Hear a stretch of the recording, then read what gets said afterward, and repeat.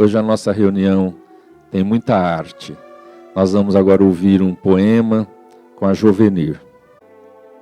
Com os olhos fitos nos céus, José Soares Cardoso. Trago versos dentro d'alma, como o sol traz luz em si. Eu vivo a vida cantando porque poeta nasci. Há no meu peito cascatas, vibrando ternas sonatas no teclado das estrelas.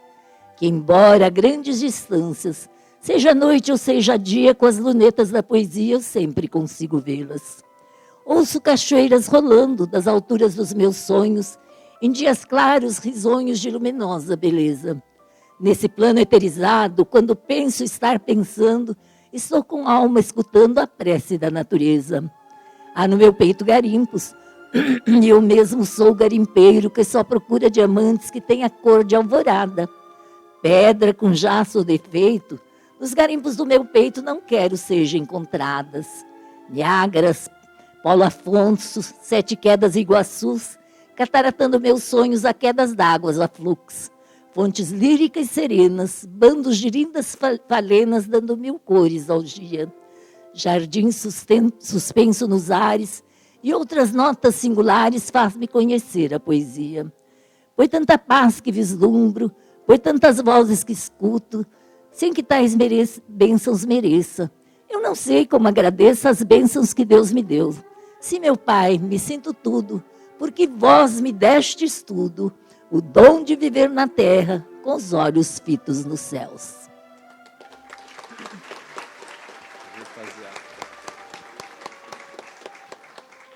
Meus amigos, o Douglas Gianotti, já conhecido de todos nós, trabalhador aqui da nossa casa, companheiro que colabora muito nos estudos doutrinários e também divulgando a doutrina, fazendo palestras aqui na nossa cidade e também em toda a região. Ele estará falando então para nós hoje, trazendo a mensagem do Evangelho da nossa reunião. Boa noite a todos, que a paz de Jesus permaneça em nossos corações.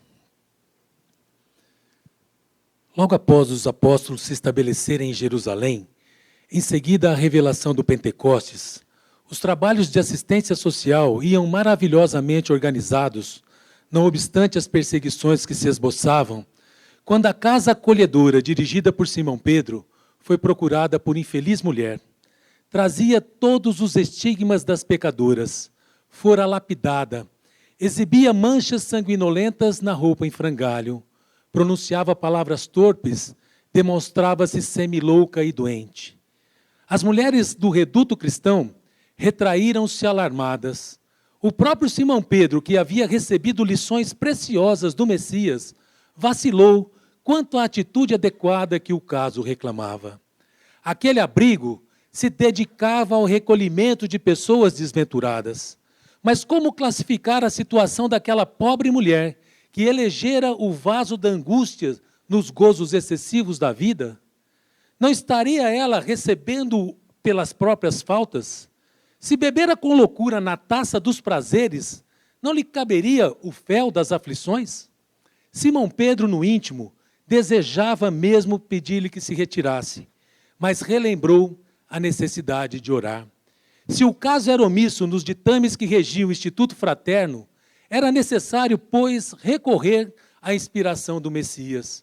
Com certeza, Jesus lhe ditaria o recurso.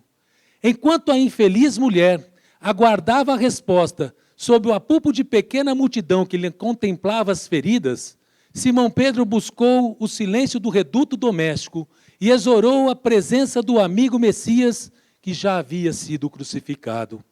Em poucos instantes, pôde ver a figura de Jesus nimbada em claridade resplandecente, tão próximo das suas mãos que se estenderam súplices. E Simão, entendendo a brevidade daqueles momentos preciosos, foi de pronto atacando o assunto. Senhor, temos à porta uma pecadora reconhecidamente entregue ao mal. Ajuda-me, inspira-me, o que fazer? Jesus entreabriu os lábios sublimes e lhe disse: Simão, eu não vim à terra para curar os sãos. Pedro, entendendo a profundidade daquela asserção, mas agora com a responsabilidade de quem administra, redarguiu: Senhor, estamos sem a tua orientação direta e visível. Recebê-la-emos nesse lar com que fim? A fim de julgá-la? Não, Pedro, respondeu Jesus. Para essa tarefa, a terra conta com inúmeros juízes. Seria então para lhe dar conta da extensão dos seus erros? Também não, Simão. Para esse momento inglório, a nossa irmã conta nas vias públicas com inúmeras bocas que amaldiçoam e tantas outras mãos que apedrejam. Seria então, Senhor, para lhe mostrar a extensão dos erros em que se envolveu por si mesmo? Não, Simão.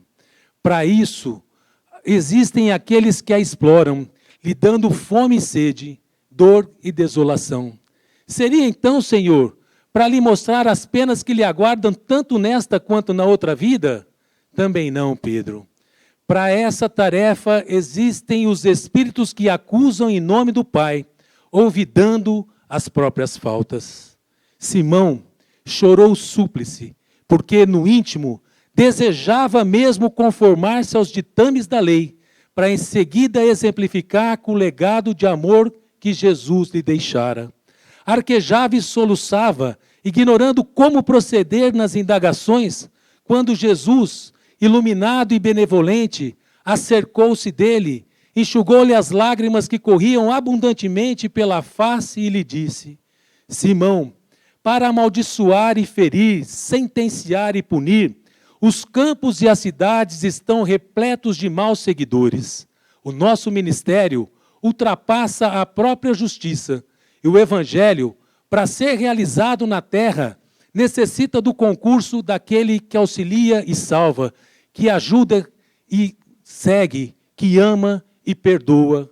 Vai, Pedro, abre a porta do arrependimento à nossa irmã transviada.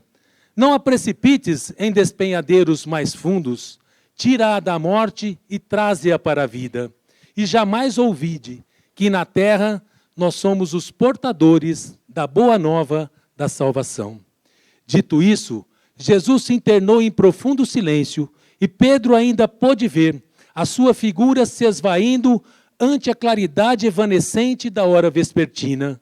Levantou-se, deu alguns passos, atravessou extensa fileira de irmãos espantados, abriu a porta de manso e dirigiu-se à mulher de forma acolhedora.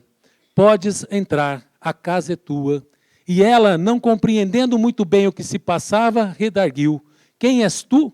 E Simão Pedro, com os olhos empapuçados de tanto chorar, respondeu numa frase breve: Eu sou seu irmão. Meus irmãos, essa história da Lavra de Humberto de Campos, ditada pelo lápis mediúnico de Francisco Cândido Xavier, é intitulada Nas Hesitações de Pedro. Vejamos, meus irmãos, uma história simples que conta a visita de uma mulher adúltera que havia sido lapidada à casa do caminho. E ela, demonstrando-se semilouca e doente, pronunciando palavras torpes, bateu aquela porta em busca de acolhimento. Primeiramente, Humberto nos conta que as mulheres do reduto cristão retraíram-se alarmadas. O próprio Simão Pedro, que havia recebido lições preciosas do Messias, vacilou quanto à atitude adequada que o caso reclamava. Queria ele imediatamente expulsar aquela mulher daquela casa. Mas ele pensou: eu preciso orar, chamar o concurso do Cristo para me ajudar, porque eu não sei lidar com uma situação tão simples dessa.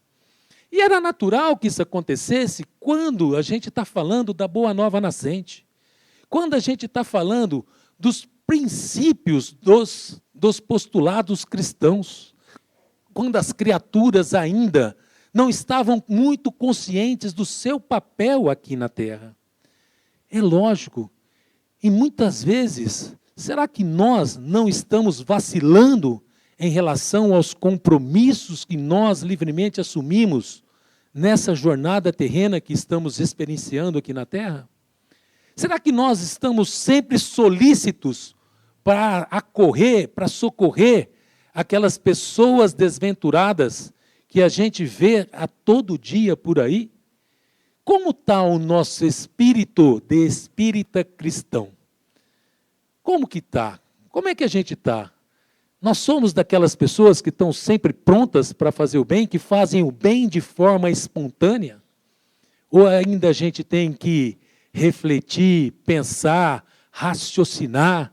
E muitas vezes, após pensar, refletir, raciocinar, a gente ainda se esquiva da prática do bem?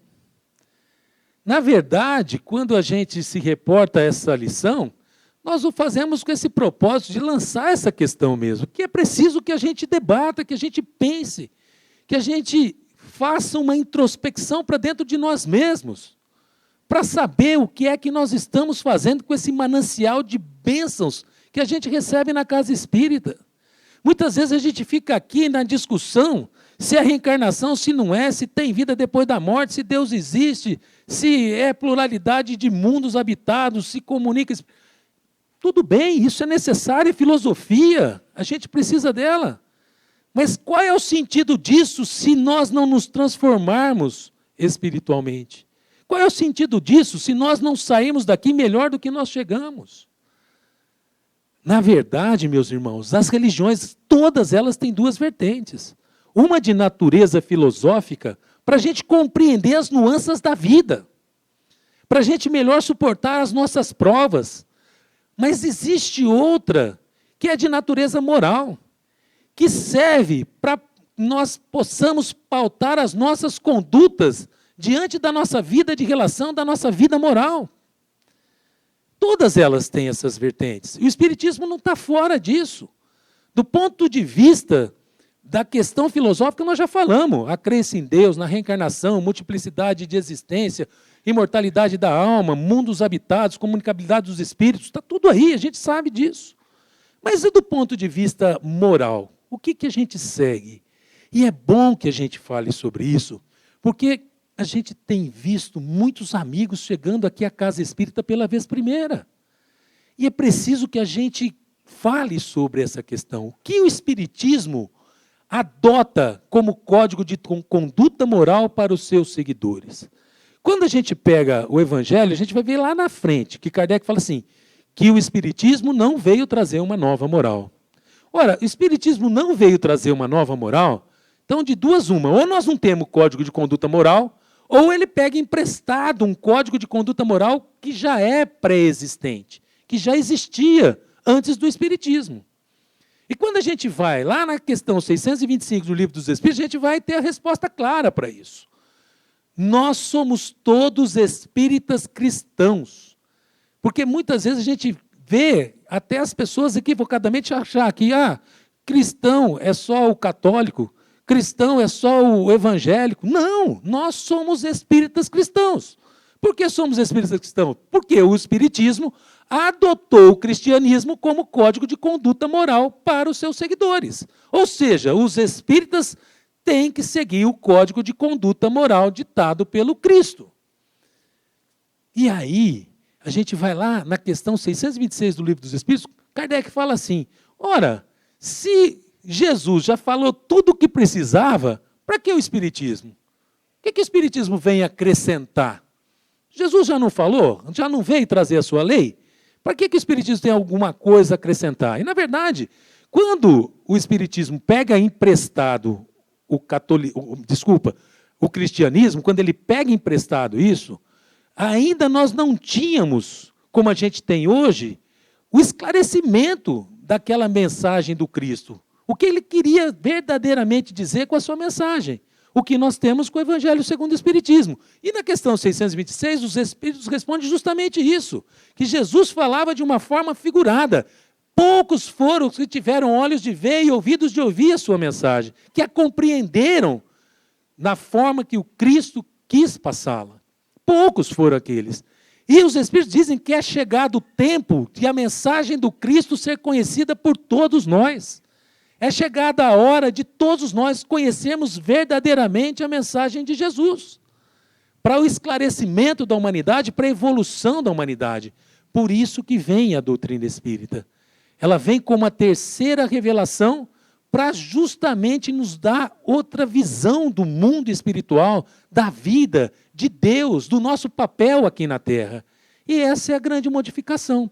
Então, na questão 625, quando se pergunta se tem um modelo, um arquétipo de guia, de perfeição, para servir de modelo para a humanidade, os Espíritos respondem, vê de Jesus. E é esse que nós temos que seguir. Mas eu tenho que seguir Jesus, eu tenho que conhecer as suas leis. Como é que eu sigo alguém que eu não conheço as suas leis? E para que não haja dúvida sobre a correta interpretação da linguagem do Cristo, nós temos o Evangelho segundo o Espiritismo. E aí, o que fez ali Kardec? Ele pega aquelas questões que são muito mais vocacionadas de natureza moral. Notadamente aquelas que Jesus falava no Sermão do Monte.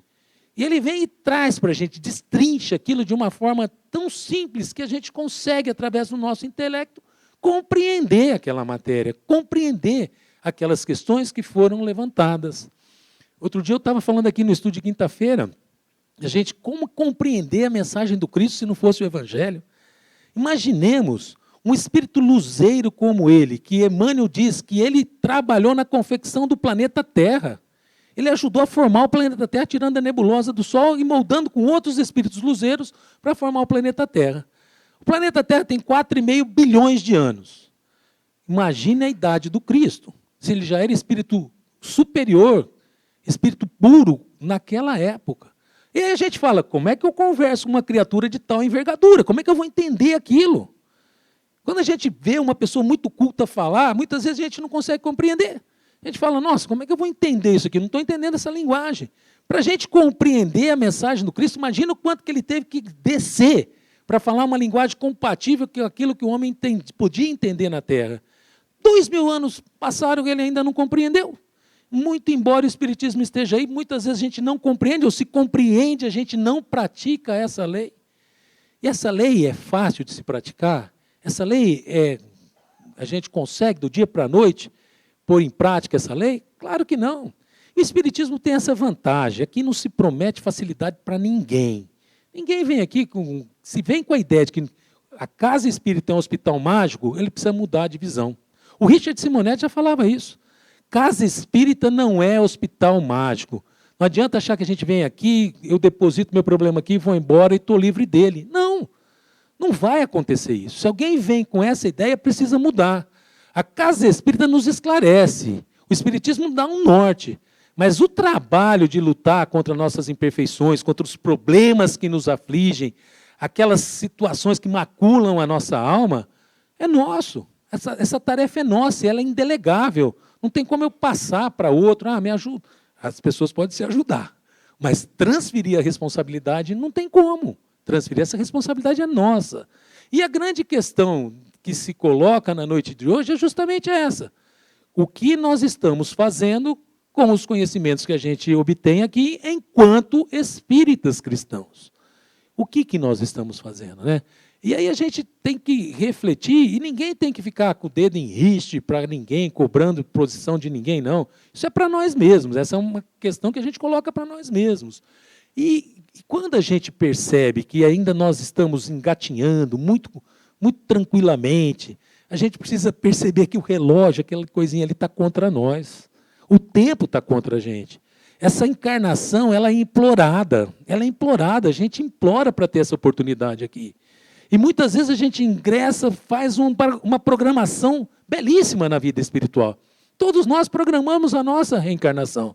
Nós não sabemos dos detalhes, mas os fatos mais importantes da nossa vida, eles foram programados por nós mesmos. Nós escolhemos o gênero de prova que a gente quis passar aqui na Terra. E com base no quê? Com base na análise das nossas imperfeições. Invariavelmente, o espírito, quando desencarna, ele passa por um período de perturbação. Cessado esse período de perturbação, ele recobra a sua consciência como espírito. E como ele não tem esse corpo carnal que embaça as suas faculdades, ele tem uma visão muito mais dilatada da vida, dos fatos, dos acontecimentos, das verdades espirituais. E o que ele faz? Normalmente ele faz o balanço da sua última existência, para fazer uma análise. O que eu errei? Onde eu acertei? O que eu preciso mudar ainda em mim? Eu reencarnei com tal propósito, será que eu atingi esse desiderato? Eu não atingi? E ele começa a fazer o quê? Planejar a sua próxima reencarnação. É isso que ele faz. Porque como espíritos errantes, a gente ainda vai ficar muito e muito tempo reencarnando, desencarnando, reencarnando, desencarnando, até que a gente se purifique. Até que a gente se liberte dessas mazelas que a gente ainda carrega dentro da alma. E aí, voltando ao plano espiritual, a gente olha para nós mesmos e nós começamos a programar a nossa próxima reencarnação. E o gênero de prova que a gente escolhe, não é que dizer, tudo que acontece na nossa vida aqui já estava marcado. Não, não é. O gênero de prova são aquelas coisas mais importantes que vão acontecer na nossa vida, aquelas coisas mais graves, que vão dar um norte para aquelas ações que a gente precisa tomar. Então a gente escolheu. Mas aí a gente fala assim, poxa, então eu posso ter escolhido um gênero de prova de auxiliar as pessoas, de ajudar? Com certeza. Posso ter escolhido um gênero de prova de sofrimento? Com certeza. E se eu reencarno com o objetivo de melhorar, por que agora que a gente reencarna, a gente desdenha desses compromissos que a gente assumiu na vida espiritual? Por que a gente esquece disso? Por que isso já não passa a ser tão importante para a gente? E, na verdade, a gente passa pelo esquecimento na reencarnação, mas essas questões estão marcadas na nossa alma. O espírito, quando ele está liberto da matéria, ele sabe, ele tem consciência dos compromissos que ele tem, dos compromissos que ele assumiu. E aí a grande pergunta é, por que ele, então, desdenha desses compromissos? Por que ele não cumpre aquilo que ele livremente assumiu? Por uma simples razão. Quando ele se vê mergulhado na matéria, ele sofre uma influência muito grande da matéria. Todos nós, invariavelmente, sofremos essa influência da matéria. Por que a gente sofre essa influência? Porque Deus colocou atrativo nos bens materiais. Ora, o que é isso, colocou atrativo nos bens materiais? Deus fez com que a gente desejasse os bens materiais, desejasse a matéria. E aí a gente fala, mas por que Deus fez isso? Porque a gente sabe, todo mundo fala, que a nossa felicidade, os Espíritos falam, que a nossa felicidade está na razão inversa do interesse que a gente tem pelos bens materiais. Que o Espírito tem que pairar acima da matéria. Então por que Deus foi lá e falou assim, você vai querer a matéria? O que será? Qual o propósito da divindade com isso? E, na verdade, Kardec faz essa pergunta também. E os Espíritos falam que Deus coloca atrativo nos bens materiais com dois propósitos. O primeiro é de fazer o homem progredir materialmente. Porque se a gente não tivesse interesse nenhum pela matéria, nós estaríamos lá no tempo da caverna ainda, vivendo, correndo para ter onde abrigar e ter o que comer. O que a gente estaria fazendo, não teria o progresso material. E o progresso material é super importante para progredir o mundo, para melhorar a nossa qualidade de vida. Isso é importante. Então, o homem tem esse interesse pelos bens materiais, primeiramente, para progredir do ponto de vista material. E segundo propósito de Deus com essa atração que ele coloca, é fazer um teste com o homem, é testá-lo, é fazer uma prova para ele. Você pode ter, mas é com parcimônia, é com equilíbrio, você pode ter, mas não pode abusar da vida material. É para isso. Ele faz uma prova, ele coloca uma prova para a gente. E muitas vezes, como é prova, às vezes a gente sai vitorioso na prova e às vezes a gente sucumbe na prova. E o que a gente tem que perceber é que nós estamos ainda no estágio que dá tempo de realinhar a nossa vida. Por isso que é importante essa autoviagem dentro de nós mesmos. Por isso que é importante. Porque dá tempo de realinhar. Na questão número 1000 do Livro dos Espíritos, Kardec pergunta assim, o homem pode ainda nessa vida reparar as suas faltas? Será que a gente precisa aguardar uma nova reencarnação para reparar as faltas que a gente pode ainda, ou pode ainda já nessa mesma vida reparar essas faltas? Porque, é claro, qualquer um de nós que olhe para o nosso passado, é lógico que a gente tem coisa que a gente se arrependeu de fazer, tem coisa que a gente se arrependeu de não ter feito, tem coisas que a gente não faria da forma que a gente fez lá no passado. E aí a gente fala assim, poxa vida, mas eu não consigo voltar e arrumar as coisas lá do passado. Mas eu posso começar agora e mudar a nossa situação, a nossa forma de agir, a nossa forma de ver as coisas, porque dá tempo. Eu posso, nessa vida, acertar essas situações. Os Espíritos estão falando. Só que, lá na questão número 1000, eles falam assim, que a gente pode reparar o mal que a gente tenha feito no passado. Mas o mal só se apaga com a prática do verdadeiro bem. Os Espíritos deixam muito bem claro isso para a gente. Só a prática do verdadeiro bem é que apaga o mal que a gente eventualmente possa ter feito. Né? Os erros que a gente já cometeu, a gente pode repará-los. Eu não preciso ficar aguardando, vou desencarnar, na próxima eu faço. Não, dá para fazer agora. Mas a criatura que eu fiz o mal não existe mais, não está permitindo, faça o bem a outrem, qualquer um. Esse bem é uma balança. A vida é a lei da reciprocidade. Se a gente está no espinheiro é porque nós não plantamos flor. Então a gente precisa olhar essas situações e aproveitar esses momentos que a gente tem. Porque se não aproveitarmos, tá bom, eu levo o que dessa vida quando eu volto para a vida espiritual? Eu levo as lembranças. E essas lembranças, elas podem ser boas ou más, consoante aquilo que a gente fez na nossa vida agora. O que eu fiz da minha vida? É a lembrança que eu vou ter, que eu vou levar. Eu fui bom, vou levar as boas lembranças. Eu fui mal, vou levar as más lembranças. Nós não perdemos a nossa individualidade quando a gente desencarna. A gente mantém essa individualidade. Só muda a veste. Mas nós somos o que somos, na nossa potencialidade. Então, quando a gente volta à vida espiritual, outra coisa que a gente precisa entender, não existe um tribunal lá, um espírito olhando para nós, com o dedo em rixa, você fez isso, você fez aquilo. O tribunal que vai existir é da nossa própria consciência. O que eu fiz de especial? O que eu estou carregando? O que eu estou trazendo dessa jornada terrena? O quanto que eu melhorei? O quanto que eu ainda preciso progredir? É esse tribunal da nossa consciência que vai nos acusar. E aí a gente fala lá, poxa, minha ficha reencarnatória era essa, eu não cumpri quase nada. O que a gente vai ter? Uma decepção. Uma decepção é uma oportunidade de recomeçar. Mas para que ter essa decepção se nós, espíritos, estamos sendo esclarecidos desde já? Para que deixar que isso aconteça? É só não perder as oportunidades. A gente fala de futuro, mas o futuro é o quê? O futuro é aquilo que nós fizermos do nosso hoje. É o retrato do que eu fizer do meu hoje. Isso que é o meu futuro. Eu não quero pensar no futuro, eu não quero pensar se vai ser bom ou ser ruim, então faço bem. Faço bem. Aí a gente não precisa preocupar nem com a hora da nossa morte, não precisa ficar preocupado. Não precisa ficar preocupado para onde a gente vai, é só fazer o bem. O que mais nos credencia no retorno à vida espiritual, um retorno tranquilo, não é o que a gente sabe, mas é o que a gente faz. Eu não canso de dizer e reportar que o livro Voltei, que eu acho fantástico aquele livro. Quando o irmão Jacó fala para a gente das nuances que ele viveu no momento do desenlace dele. E era uma criatura que julgava-se, ele falava assim no livro, ou ele ia, quando desencarnasse, ou ele ia para um mundo feliz, ou ele reencarnava imediatamente. Se não acontecesse isso, ele ia falar para os amigos da casa espírita como era o processo de desenlace dele.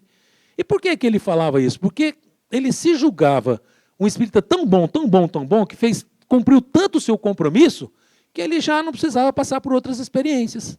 Só que ele tem um desalento tão grande quando começa o processo desencarnatório dele, que ele entra em pânico, ele entra em crise. E é uma crise que não demora muito, não, quase 72 horas, que para o espírito não é nada. E ele conta que ele é socorrido pela Marta, sua filha, por Bezerra de Menezes, que era companheiro da casa espírita, por Amaro, que era um guia espiritual que ele tinha quando ele se dedicava à causa espírita. Era um espírita de escola, estudioso, trabalhador, fazia parte da Federação Espírita, era um trabalhador no bem. Ele, quando teve a gripe espanhola no Rio de Janeiro, ele cedeu a mansão dele para virar um hospital, foi lá trabalhar em favor dos doentes que estavam ali. Ele deu aquele terreno para formar o Retiro dos Artistas no Rio de Janeiro, porque ele tinha uma gravadora, e ele via que os artistas, quando estavam velhos, não tinham mais dinheiro, não tinham onde morar, não tinha nada, ele fez isso. Ele era bom, era uma criatura boa, e ele fala no livro que o espiritismo para ele era o ar que ele respirava. E ele falava, bom, eu chego na vida espiritual, estou tranquilo. E aí ele conta, né, o dissabor que ele sofreu. Olhava para dentro dele, ele não tinha luz própria, os outros amigos, ele via a luz, e ele olhava e falava, mas por que eu não tenho? O Bezerra tem, o Amado tem, minha filha, eu não tenho a luz própria. E ele ficava indignado, e o livro vai narrando toda a saga dele, até ele encontrar a sua própria luz. É fantástico, é uma brochurinha que vale a pena uma leitura. Mas o que mais me chama a atenção lá é o equívoco que os espíritas cometem. E ele chama a atenção. De achar que a gente está fazendo qualquer coisinha aqui, nós já estamos sossegadão. Chegamos lá na vida espiritual, vai ter bandinha tocando para a gente, tapete vermelho para nos receber. E ele conta, né, que isso não vai, invariavelmente, isso quase não acontece. Então ele vai contar lá no começo do livro, ele fala assim, é a vocês, membros da grande família espírita, que tanto desejei servir, que ora eu grafei essas palavras. Abre aspas aí. Não se julgueis quitados com a lei por haverem se dedicado a pequeninos afazeres de solidariedade humana. Olha só como a visão dele, como espírito agora mudou. Não se julgais quitados com a lei por haverem se dedicado a pequeninos afazeres de solidariedade humana. Então, meus irmãos, aí que está chamando a atenção. Um espírita que fez muito, chamando a atenção da grande família espírita. Faça mais, aproveite o seu tempo, dá tempo, é a hora, vamos, É um incentivo para a gente, E aí a gente tem que olhar para a gente, fazer o que o Santo Agostinho fala, fazer as perguntas para nós mesmos, conhecer a nossa intimidade, porque muitas vezes a gente não se conhece.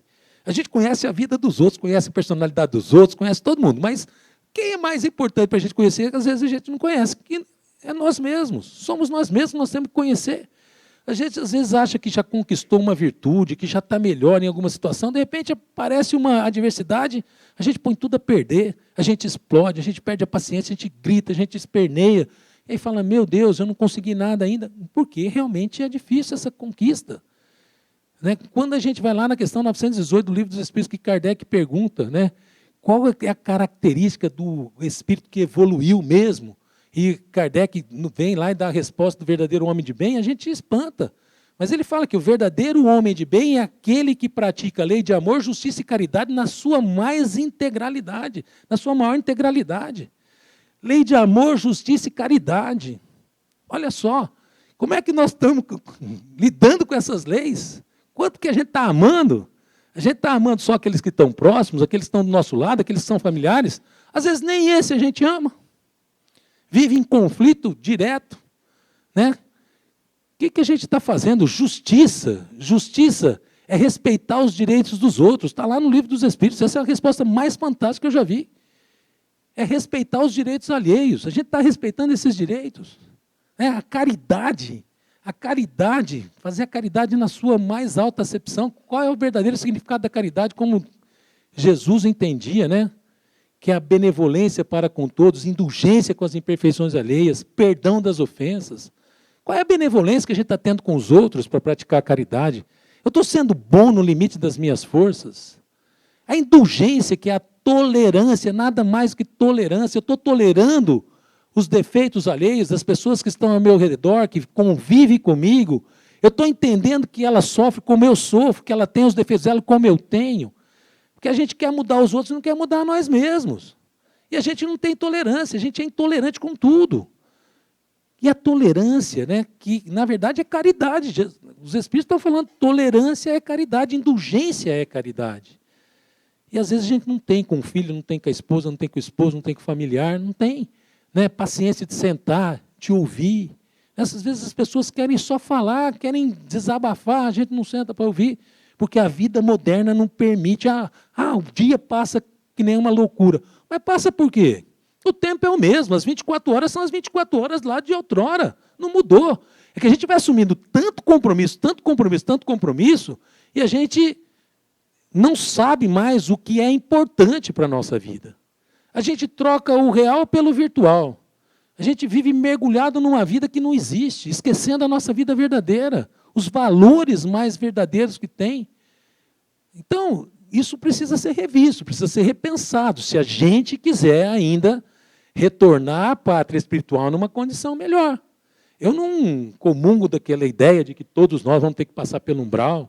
Eu não concordo com isso. Cada um é cada um tem os seus méritos e os seus deméritos. Deus não julga na coletividade, julga na individualidade.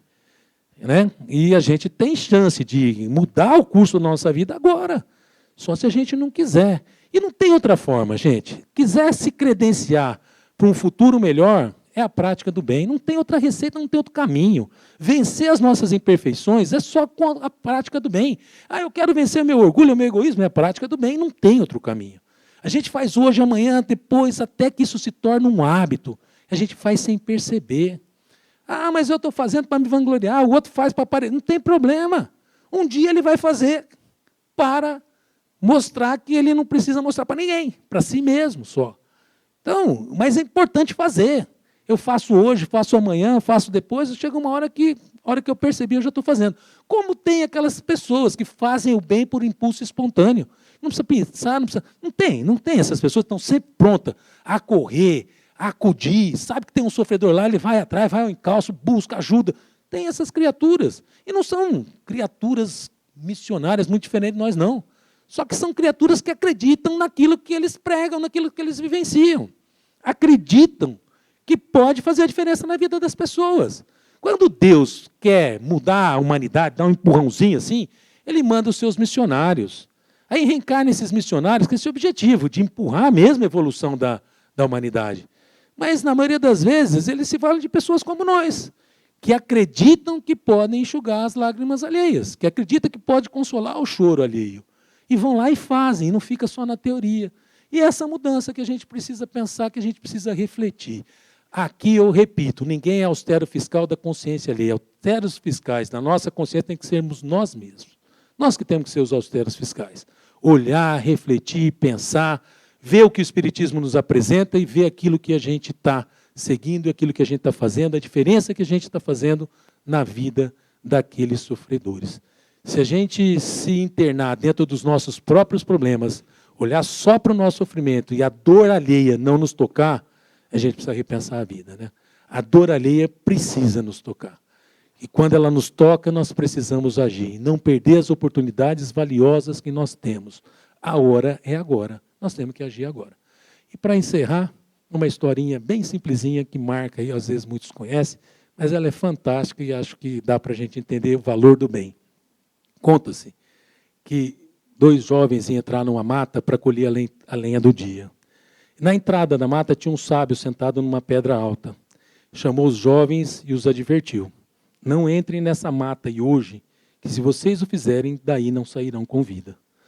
Os jovens entram na mata, vão colhendo a lenha, um graveto aqui, outra colar. A hora que o sol ia a pina, eles pararam para tomar a refeição do dia. Tiraram de uma sacola um pão, repartiram ao meio. Quando eles iam comer o pão, apareceu um outro catador de lenha pedindo o alimento. Eles deram a metade do pão para o outro catador, comeram a deles e seguiram catando a lenha. À tarde, eles estão saindo da mata, cada um carregando um feixe muito grande de lenha sobre os ombros. Quando eles saem da mata, eles se deparam com aquele sábio que pela manhã tinha feito aquela advertência. Eles não tiveram dúvidas. Foram ter com o sábio. Sábio, nós vamos divulgar por todo o vilarejo que as suas adivinhações não se cumprem mais. Pois de manhã nos advertiu que se entrássemos na mata, de lá não sairíamos com vida. Estamos nós 2 aqui sãos e salvos. O sábio muito tranquilamente desceu daquela pedra, se aproximou de um daqueles jovens e empurrou aquele feixe de lenha grande que ele levava sobre os ombros. Aquela lenha caiu no chão, se espalhou, e eles viram que ali havia uma serpente muito venenosa, mas que já estava morta. O sábio simplesmente se vira para eles e diz: o que é que eu posso fazer se Deus se deixa sensibilizar por um simples pedaço de pão? Muita paz a todos.